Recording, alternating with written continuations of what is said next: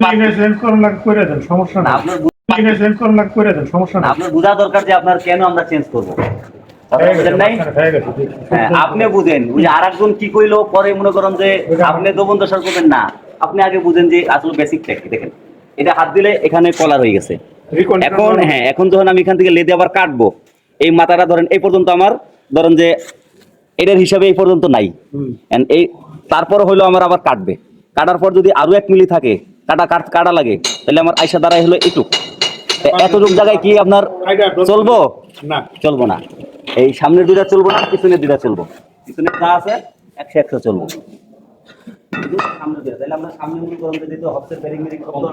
ঠিক আছে, কমপ্লিট আনলে সবচেয়ে বেটার, সবচেয়ে পাই যাবো। ক্লিভার সমস্যা, সবকিছুতে সমস্যা। আলাদা যদি আমরা এগুলো ক্রয় করতে যাই তাহলে অনেক বড় একটা অ্যামাউন্ট চলে। আর পিছনের অবস্থা দেখছেন, এই পিছনের যে হসটা না স্যার, সংক্ষেপে বলি যে যদি আমরা খুব ফ্রেশ মাল যদি পাই, যদি একবারে এই সুসহ যদি ফ্রেশ মাল পাই, তাহলে একটা চান্স লাগাবো। কথাটা হচ্ছেন, অর্থাৎ আপনার আবার লাইফ শেষ, আপনি কিচ্ছু করতে পারবেন না।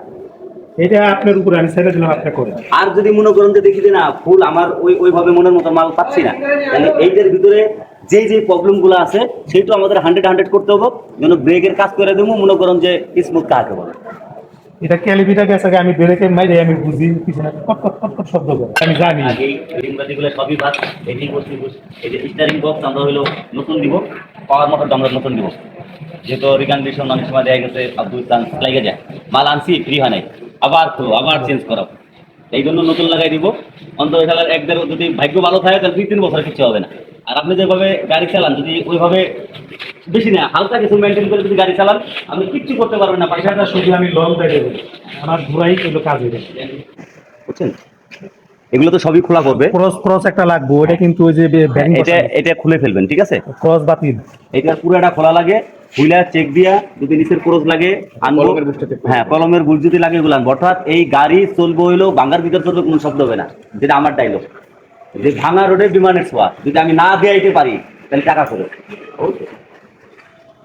মাল কিনে দিবেন, আমি দেবো কাজ, তার জন্য আমি মেহনতের মাল কিনা পারতাম না, আপনার যেটা দরকার আপনি কিনা দেন, এটা আপনি যদি দায়িত্ব দেন। তারপর আসেন আমরা তেল, আমি একটা নাড়ও কিনে দিয়ে পারতাম না, আপনি আমাকে সব সেটআপ দিয়ে দিবেন।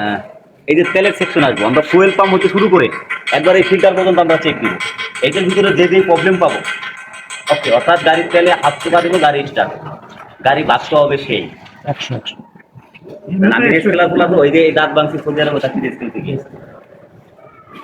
লাস্টে ধরুন এই লাইট দুইটা কি করা যায়, লাইট দুইটা ফিল অরিজিনাল লাইট দুইটা নষ্ট হয়ে গেছে। এটা আমি আগে বলতাম, ওখানে বারবার করছিল বক এটা বক করলে ওইরকম আর এইবার লাগাই টাইল বলা আগে একটা স্ক্রিন লাগাইছি, যদি দেখি যে এটার ভিতরে আমরা সেটআপ করে দেবো, সেটা দেখতে হবে আলো কাকে বলে কে রাখলো হেডলাইট এটা নিয়ে খাওয়া যায়, স্ক্রিন লাগাই দিচ্ছি আর এটা আলো নাই।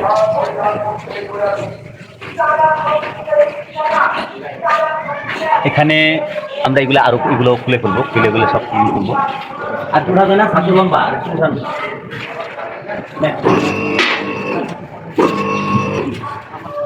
গাড়ি লক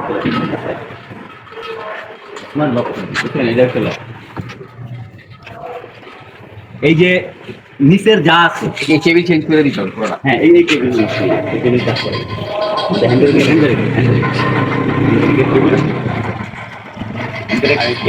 কি করবেন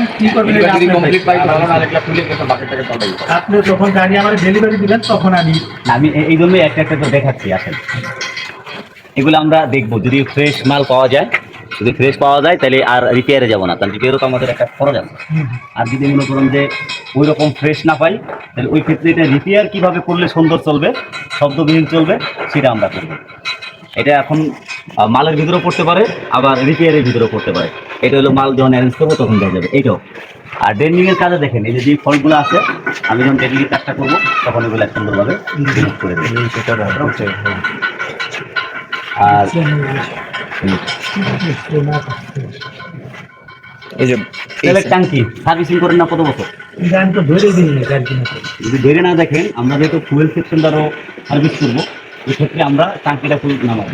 এমনের পর যদি দেখি ভিতরে সার্ভিস করবো যদি জঙ্গল থাকে সেটা আমরা সুন্দরভাবে রিমুভ করে একবার ফুল ফ্রেশ করে উঠাবো, অর্থাৎ গাড়ি সাজবে, টোকা দেবো, রোগ সমাধান।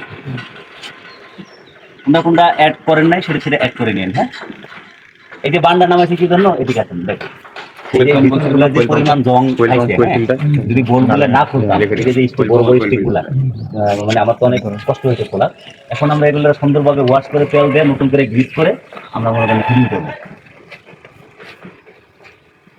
এই হলো গেল। আর নিচের সাইডটা আমরা যখন ওয়াশ করবো, যদি এই আন্ডারবডি যদি রাশ কোটিং করতে হয় তাহলে করবো, না হলে আমরা ক্লিন করে দেবো। কিন্তু এগুলো আমার কাজ করতে হবে, ফালাই এগুলো আমি কাজ করবো। এই কাজটা এখন না শেষ করে মনে করেন যে পারতেছি না। এখন হলো আমি এগুলোর মোটামুটি একটা সামারি করবো। ছোট জমিগুলো দেখছেন,